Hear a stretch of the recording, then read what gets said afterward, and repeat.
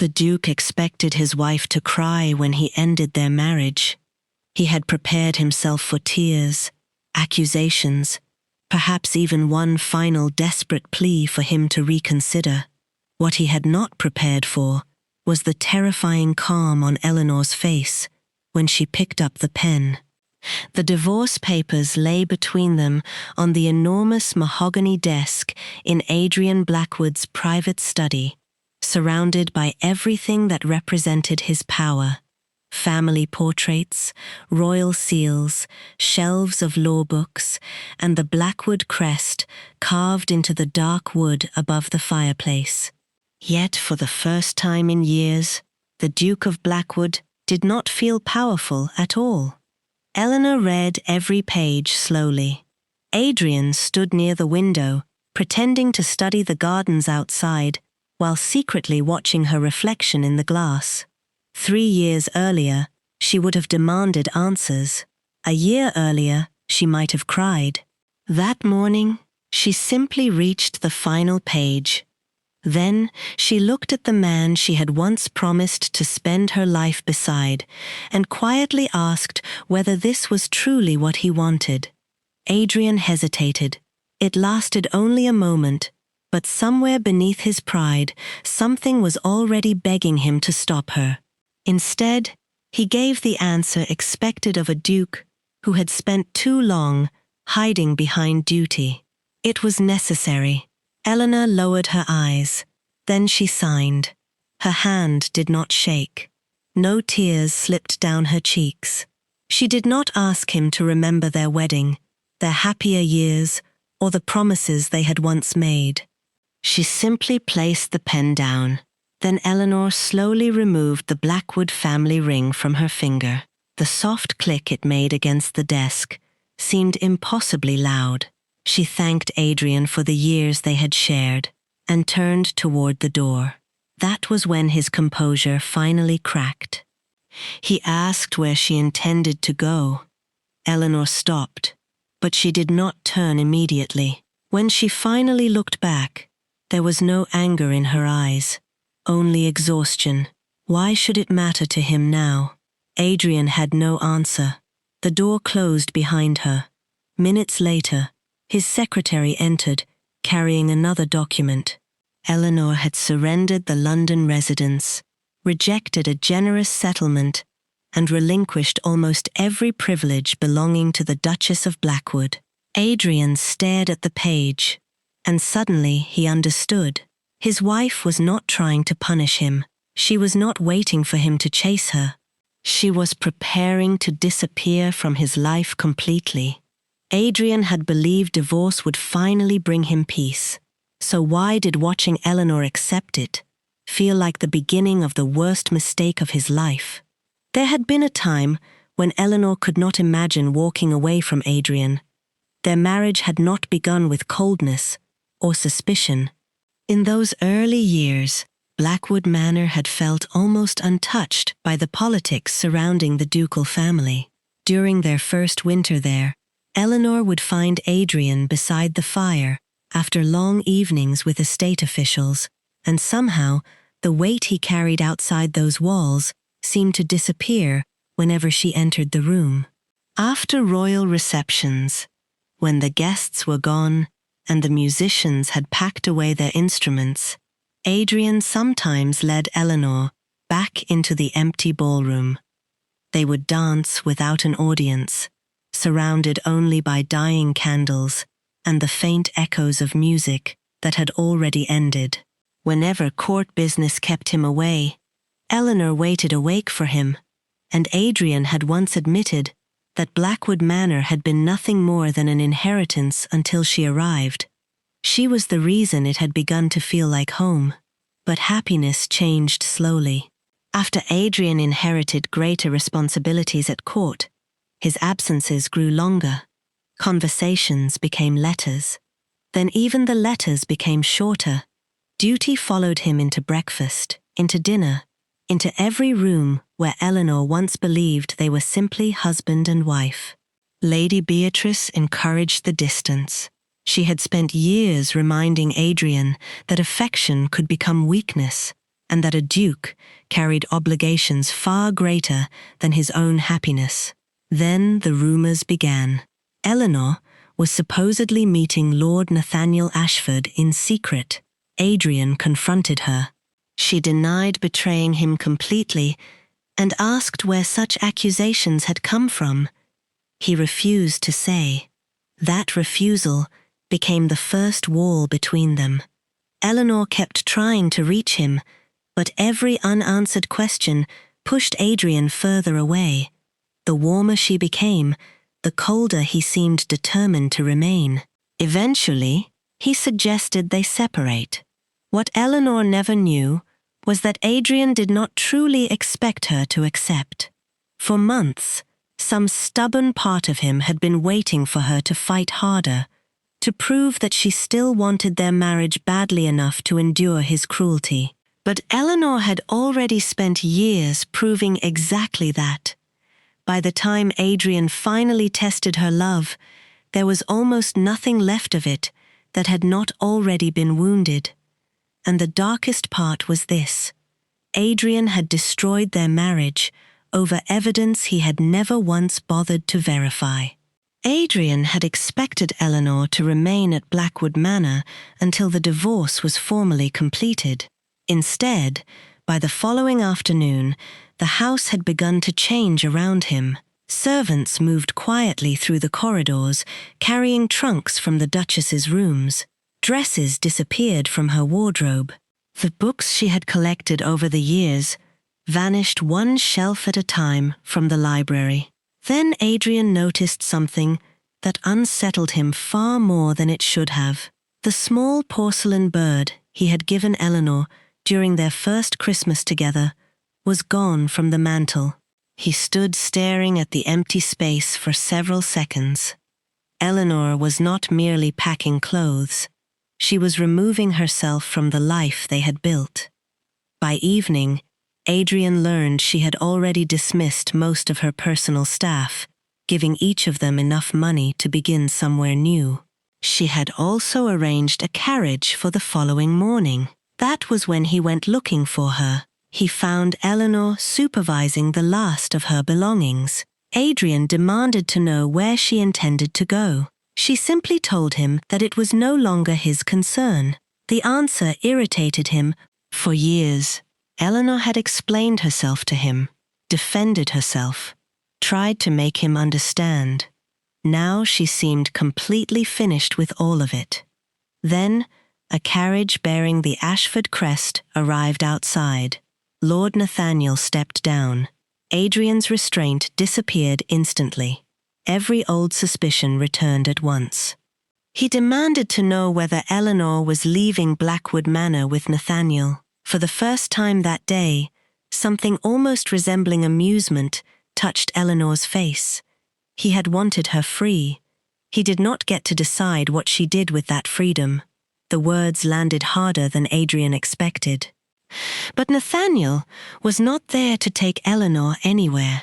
He had brought legal documents concerning a modest country property Eleanor had inherited from her mother years earlier. That was where she intended to live, alone.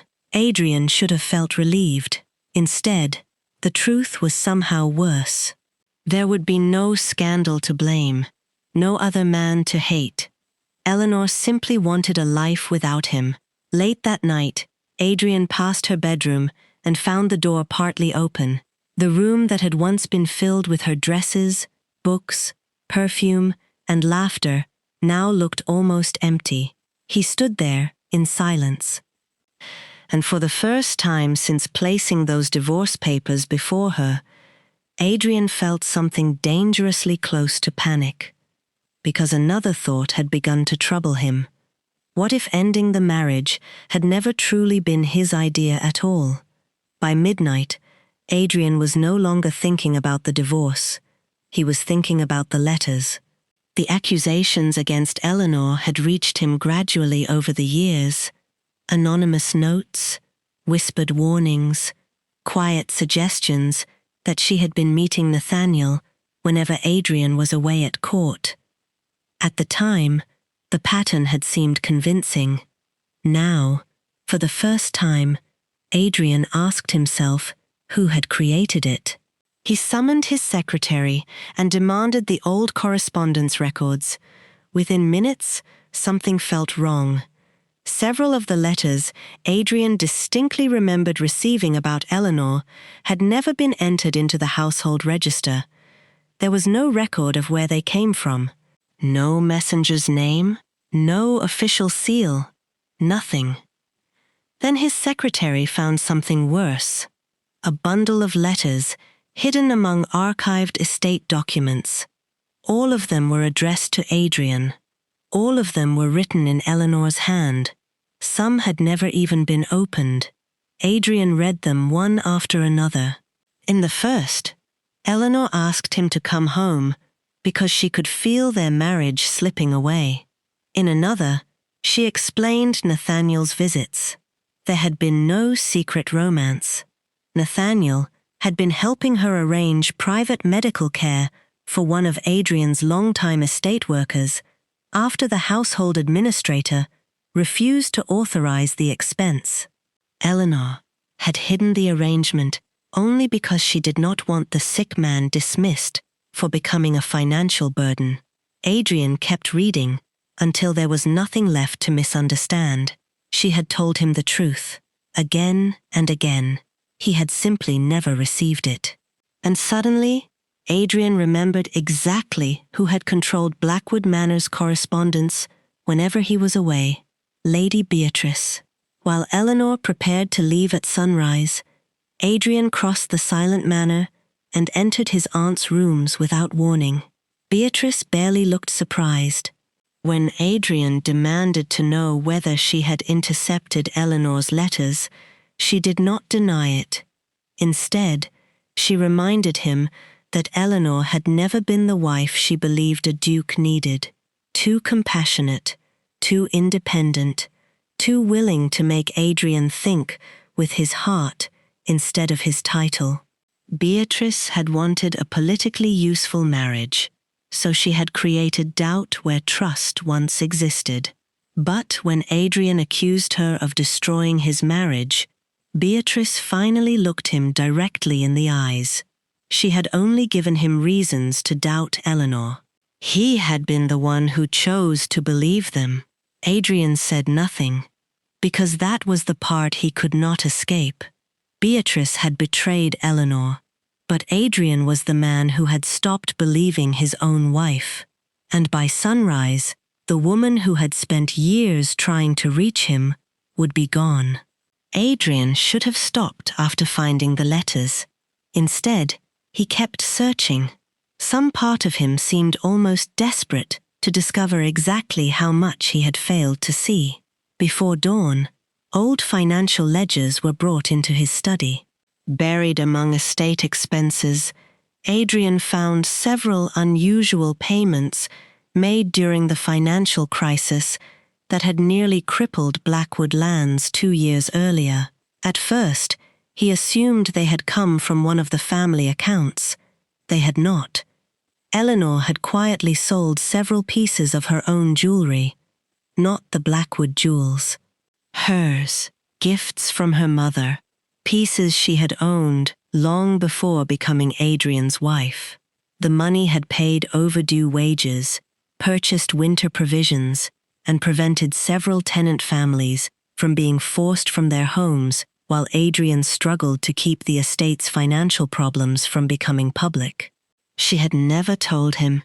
She had protected his name while he was too proud to admit how badly he needed help.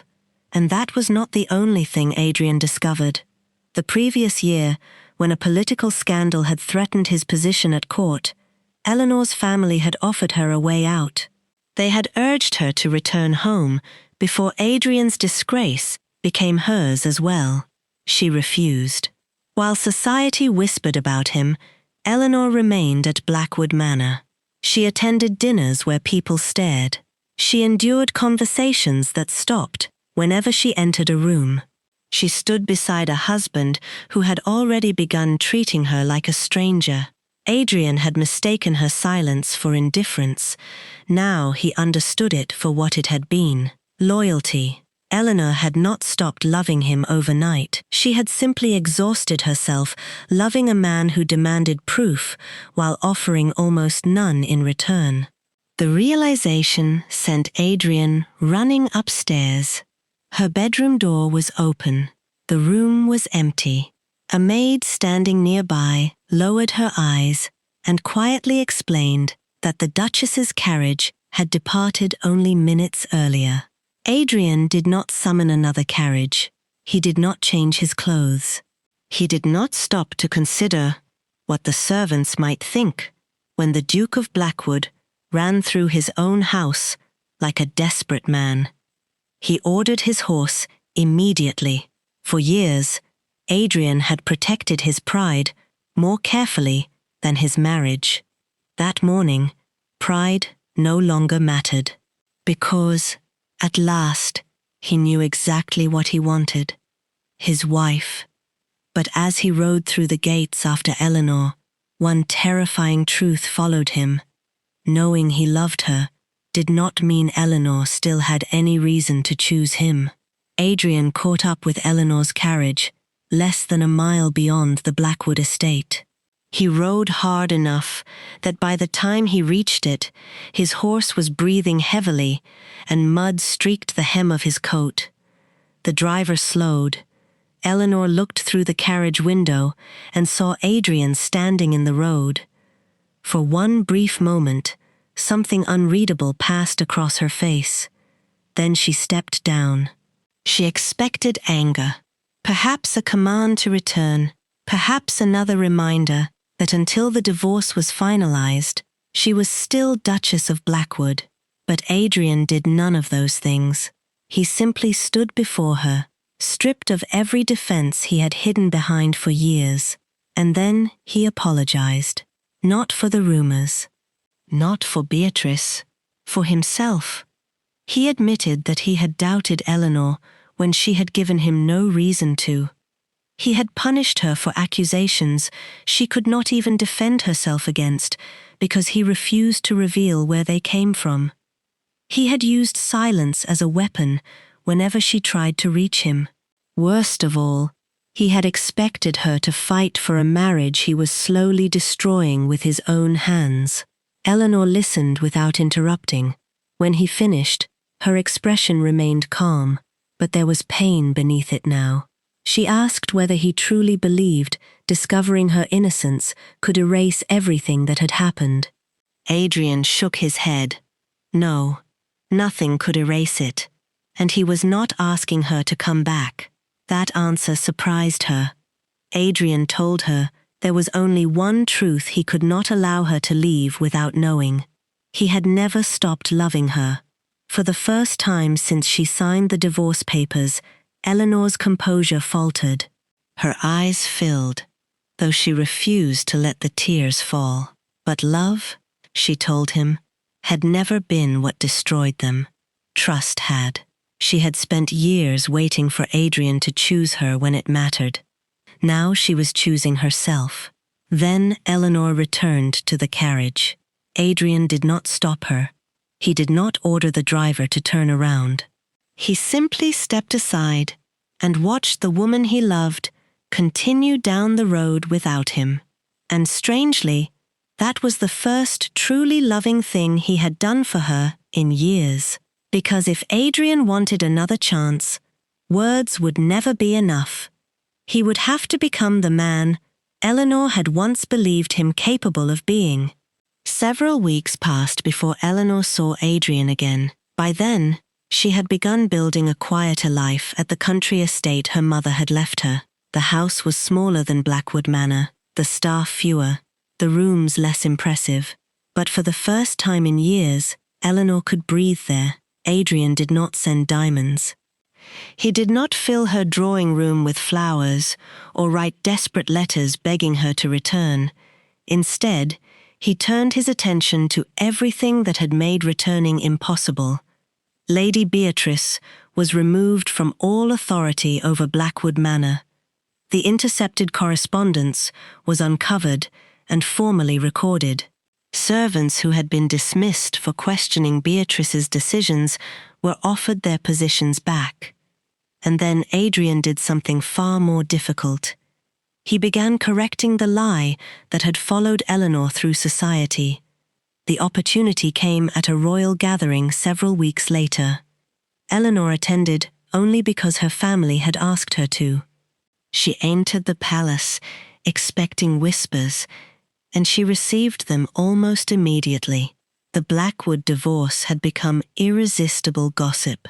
Near the center of the reception, one nobleman quietly suggested that everyone already knew why Adrian's marriage had failed.